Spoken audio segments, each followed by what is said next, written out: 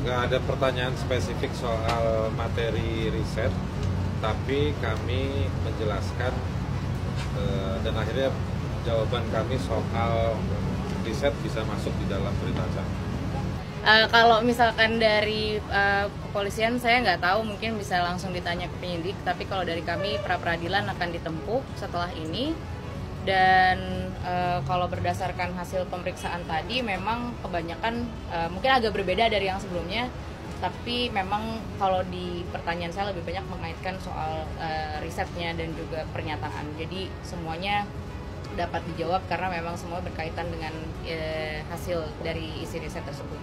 Kita hari Rabu Ya, pagi akan serahkan sejumlah bukti dan saksi. dan nama-nama saksi untuk kita minta diperiksa dalam proses penyidikan ini supaya lebih fair. Secara substantif tadi Mbak Fathia sama Haris menyampaikan hal-hal yang lebih detail, termasuk juga dokumen-dokumen pendukung terkait dengan dugaan skandal kejahatan ekonomi yang diduga melibatkan Pak LBP, sebagaimana itu sudah ada dalam hasil riset dari 9 NGO. Terus juga kita meminta kepada kepolisian untuk memeriksa saksi, dalam hal ini misalkan para ketua dari lembaga NGO yang membuat riset itu menjadi saksi yang akan menyampaikan benar tidak skandal-skandal itu terjadi. Konflik kepentingan saat Pak Luhut menjadi PLT ESDM saat itu, dan sekaligus juga yang membangun koalisi bisnis dengan Westwich Mining juga akan diterangkan oleh saksi-saksi dari pimpinan lembaga organisasi.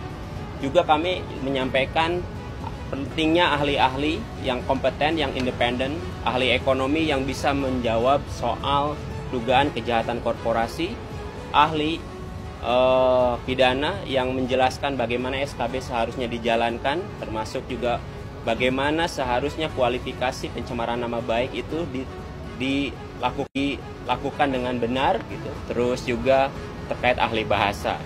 Tadi Fathia juga menjelaskan secara detail mengenai apa yang dimaksud dengan bermain.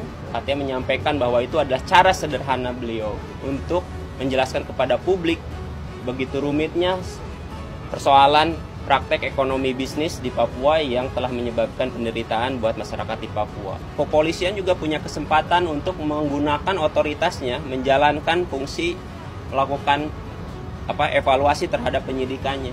Polisi bisa menghentikan penyidikan ini demi hukum dan juga bisa melakukan penyelidikan sebaliknya terhadap materi yang dilaporkan oleh Haris terkait dengan kejahatan ekonomi tadi. Jadi kita lihat apakah kepolisian cukup berimbang, fair, tidak diskriminatif untuk memeriksa. Kita tahu ada aturan surat edaran Kabareskrim sejak sampai saat ini tidak pernah dicabut. Jika warga negara melakukan pelaporan suatu skandal ekonomi, korupsi, gratifikasi, maka itu yang harus didahulukan, diperiksa, bukan orang yang melaporkannya atau yang mengungkapnya. Pak Jokowi punya aturan mengeluarkan Perpres, orang yang mengungkap suatu skandal kejahatan ekonomi berhak untuk mendapatkan 100 juta reward, bukan untuk dipenjara.